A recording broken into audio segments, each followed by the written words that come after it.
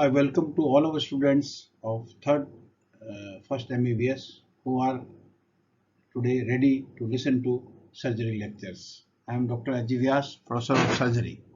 At the outset, I express my gratitude to Dean, Rural Medical College and HOD Surgery for providing me this platform to talk to you. We are having unprecedented challenges, and any adversity throws an opportunity to innovate. And this mode of e-learning is an attempt to overcome the problem of closure of education institutions and social distancing required to check the spread of the COVID-19. I take this opportunity to talk to you on the subject of ischemic heart diseases. So, at the end of today's e-learning program, our students should be able to describe the etiology, pathology, clinical features, and management and complications of ischemic heart diseases. As you see from this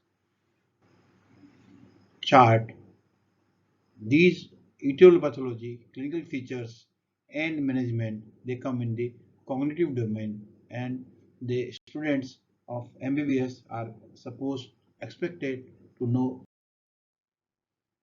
This is a diagram of a normal heart, and it shows the right auricle, the right ventricle on the right side. The right auricle receives blood from the superior vena cava and inferior vena cava, and then it pumps the blood to the through the pulmonary arteries of the lungs, and from where the lungs come, the blood comes via pulmonary veins to the left atrium, and from there it goes to the left ventricle, and then from there it is pumped throughout the body. Before 1950, the heart was not amenable to surgery. The coronary artery disease used to be treated with creation of pericardial or omental adhesions that had limited success. From 1960 onwards, the importance of coronary saphenous vein grafts and the value of internal thoracic artery or internal memory artery were increasingly recognized. We have the benefit of multiple large-stage, prospectively randomized, multicentric trials, and these prove the benefits of coronary artery grafting. With the advent of percutaneous coronary intervention in 1980s, the patient population undergoing CABG has changed. CABG is now restricted to more severe cases who benefit the most. Advances in percutaneous cardiac intervention include the use of bare metal stents and the development of different generations of drug-eluting stents as well as biodegradable stents in an effort to reduce the restenosis. Now, CABG, that means coronary arterial grafting, and PCI, that means percutaneous cardiac intervention, have established their places, and both are used in selected cases. Now, a little bit of anatomy of the heart. Heart is of the size of the fist and it weighs around 1 pound. The average beating per minute in normal human being is 72 per minute. The heart pumps about 5 liters of blood per minute through vasculature stretching 75,000 miles. Heart is made up of two pumps. Left pump, which delivers the blood throughout the body, while the right side of the heart pumps blood to the lungs. Both these pumps work in series, one after the another. On an average, a red blood cell in the circulation will pass through the heart every 45 seconds. Now, heart has got its own blood supply. It is through the arteries, we call them coronary arteries. We have a pair of them, the left and the right. They arise from the ascending aorta, from the ostia in aortic sinuses above the aortic wall.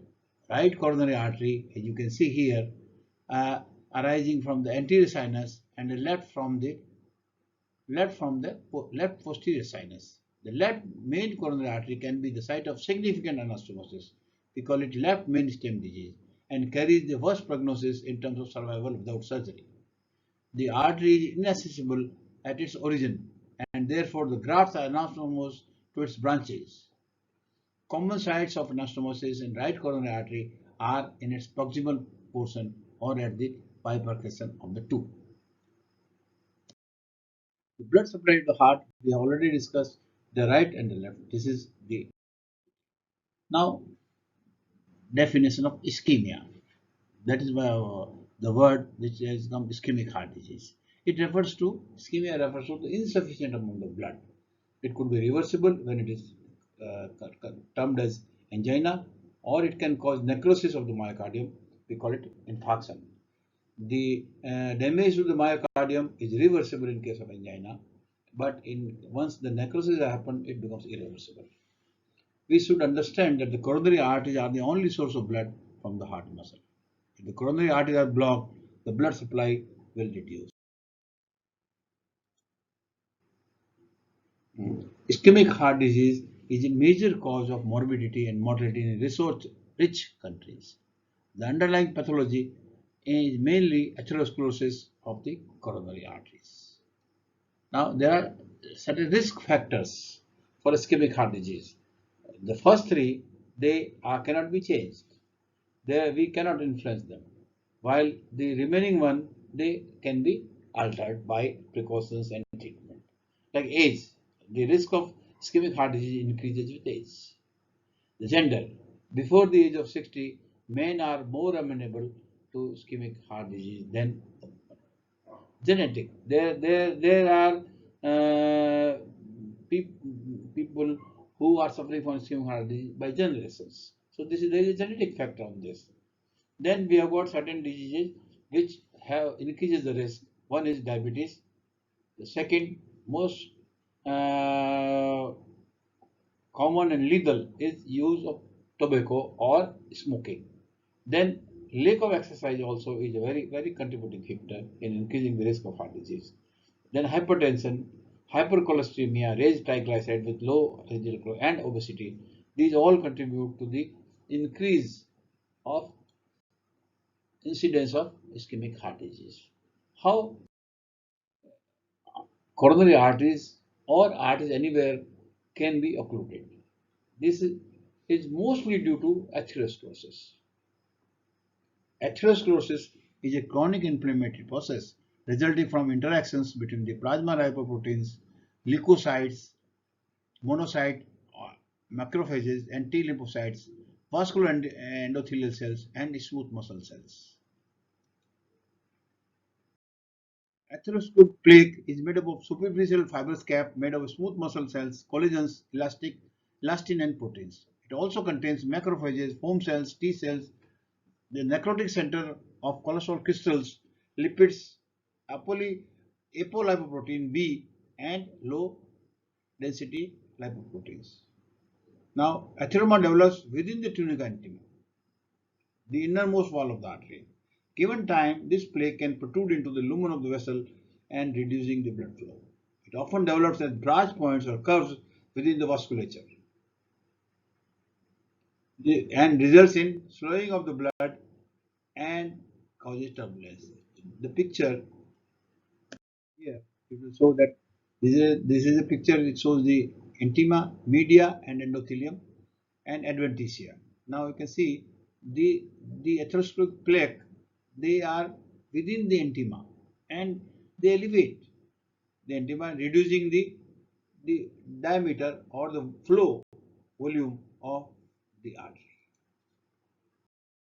Now, as the atheroma within the coronary artery enlarges, the blood flow to the heart decreases and therefore the oxygen supply also decreases. The heart is not in danger of hypoxia until the 50% of the vessel lumen is occluded.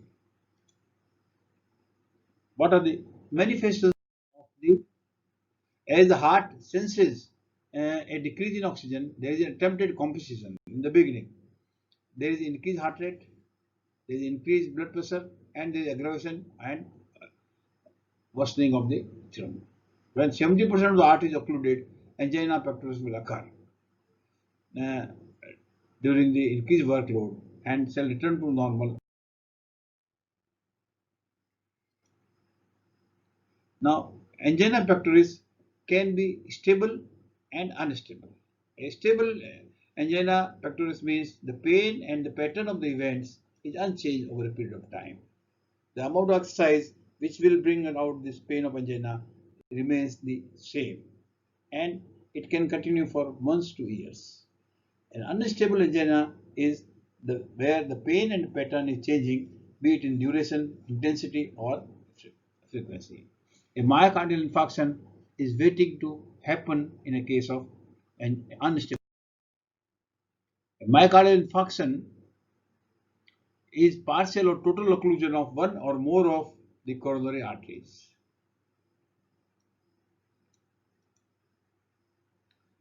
Due to atheroma, thrombus or emboli resulting in cell death of the heart muscle.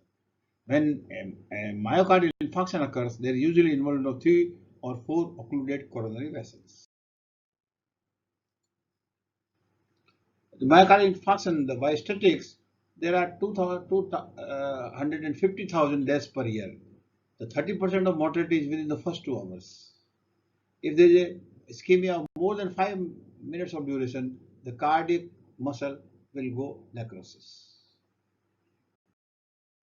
Clinical features of ischemic heart disease. The principal symptoms of ischemic heart disease are chest pain or angina, breathlessness, fatigue, swelling, palpitations, and syncope. The severity of symptoms and the extent to which these symptoms interfere with the everyday activities are to be noted when the patient presents with symptoms of ischemic heart disease. An assessment of risk factors should also be included. Clinical examination assesses any evidence of myocardial ischemia or stigmata of associated disease such as diabetes or peripheral.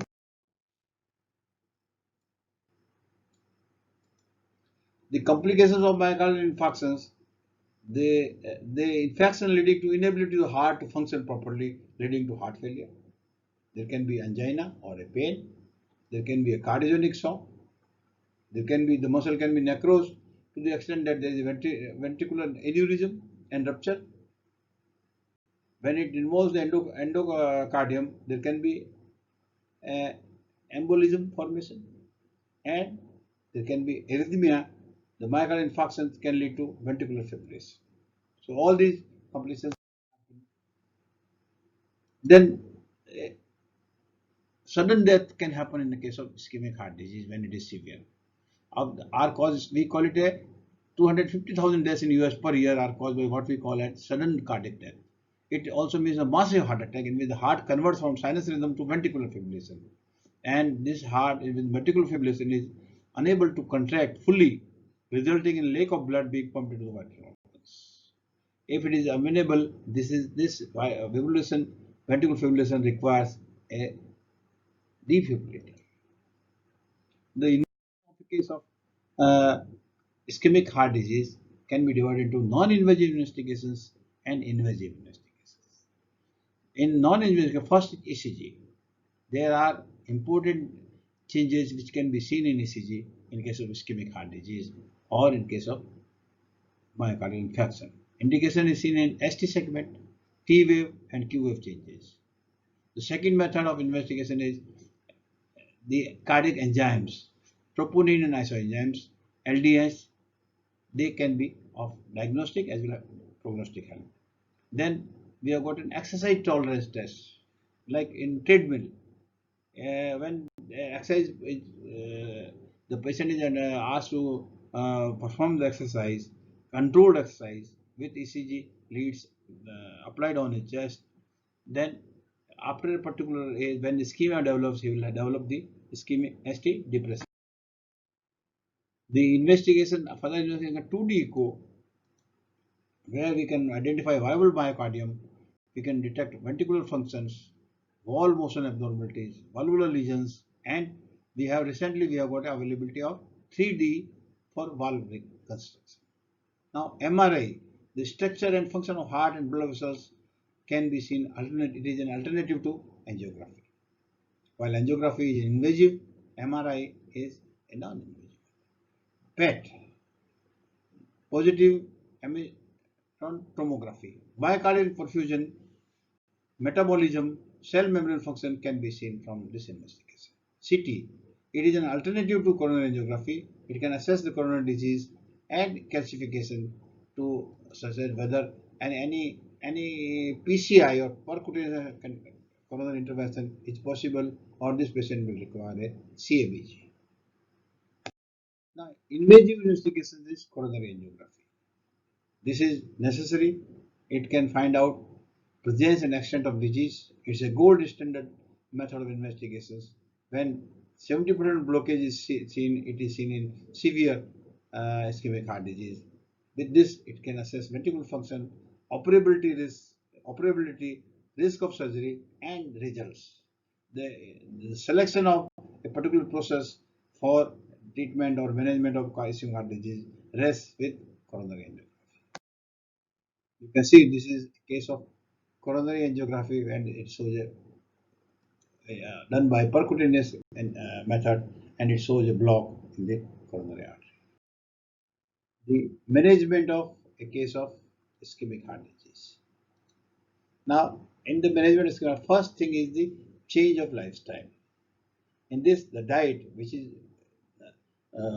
fat-free or has got an enemy cholesterols, are to be prevented. There is an exercise as a preventive treatment is very important. We should have a diet which is low in fat and low cholesterol diet. There should be smoking should be stopped, and a red wine in moderation is recommended. There are certain medical treatment which are help in the case of ischemic heart disease, and one of them is beta blockers. They act either selectively and non-selective on beta receptors.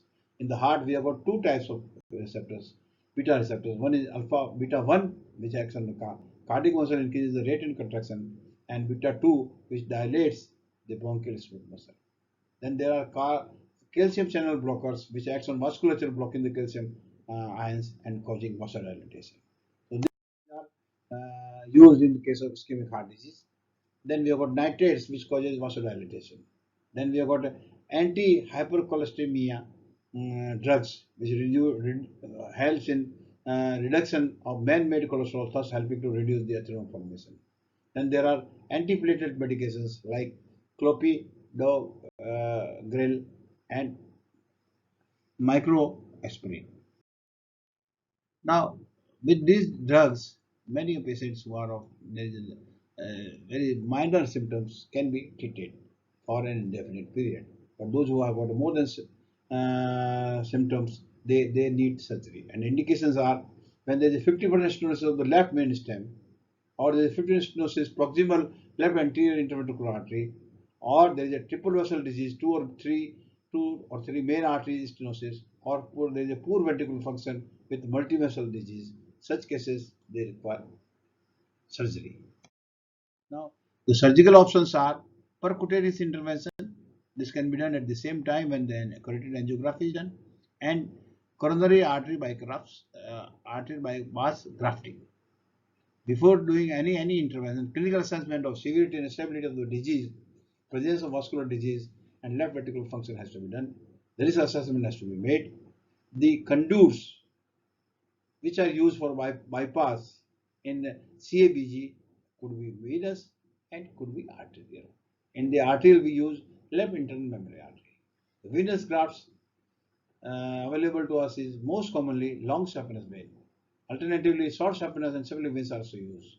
In the case of vein, the patency, 10-year patency is 50 to 60%, while arterial grafts, they have got a patency of more than 98%. Surgery of ischemic disease, whether to do a percutaneous cardiac intervention or coronary arterial bypass grafting. The choice of intervention is depends on the clinical symptoms and assessment, and whether the severity of occlusion,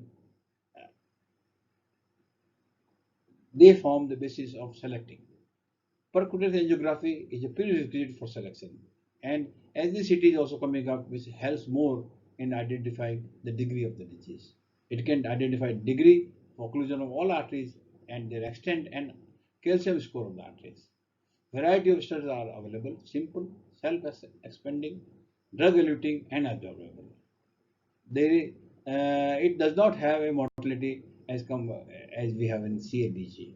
CABG can still be done in cases where PCI has been done and it fails or there is a recurrence. In the operation of coronary arterial bypass grafting, the chest is opened by midstenotomy, is placed on cardiopulmonary bypass, aorta cross clamps, the heart is arrested with cardioplegia. So it becomes easier to operate when the blood has been diverted and the heart is not beating. The grafts are anastomosed distal to the anastomosis. The cross clamps are removed. The revascularization uh, happens once the graft takes place. Proximal anastomosis with side biting clamp is done. Rewarming and the patient is weaned from the cardiopulmonary bypass and has to be kept in ICCU. The heart rhythm becomes normal. Superficial, you can see in this diagram, there is a long saphenous vein harvesting for coronary bypass surgery. Now, this shows how the grafts are bypass grafting is done in CABG. You can see when the internal artery is used, it can be used from the self-cutting left subcoronary artery to the anastomose to the left coronary artery, distal to its origin, because the origin of the left coronary artery is not amenable, accessible. While the waste graft can be taken from the aorta and put to right coronary arteries. The CABG is not a small operation, it's a major operation and it has got its complications. One of the main complications is bleeding. And then the heart, once it is stopped and denied of blood and it is paralyzed, and then it is interfered, when it comes back in active support, it may develop arrhythmia. There may be a poor cardiac support output. There may be neurological functions like stroke. The emboli may form. There may be wound infections and mortality. These are serious. The artery can be taken away from the left internal membrane artery can be taken away from place and anastomose. This is a minimal invasive procedure. The prognosis in a coronary artery bypass grafting is that it has got a mortality of 1 to 3%. The per operative infarct develops in 2 to 3% of cases. In case of angina, it is better in more than 90% of cases at 1 year. 80% are better at 5 years and 60% are better at 10 years. The survival is more than 95% at 1 year, 90% at 5 years, 75% at 10 years and 60% at 15 years. Other methods which are used recently is one is off pump coronary artery surgery, where the heart is beating yet a local paralysis is done and the anastomosis can be done on a beating heart. Now, this mid cap, or which we have seen the minimal excessive direct coronary artery bygraft, is done through a strategic place minimal access incisions through an anterior submarine incision. The left internal membrane artery can be dissected down with the aid of a thoracoscope and grafted to the left coronary artery. For access to other coronary vessels, more lateral approaches are used.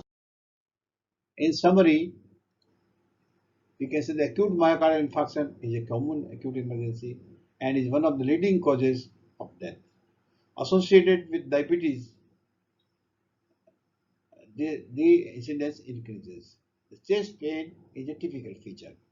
Surgical intervention to restore the blood supply is done after assessing the severity of the blockage and the assessing whether the patient will be benefited more by PCI or by CABG. We have got the robotics, minimal access surgery, and off-port surgery as recent methods too.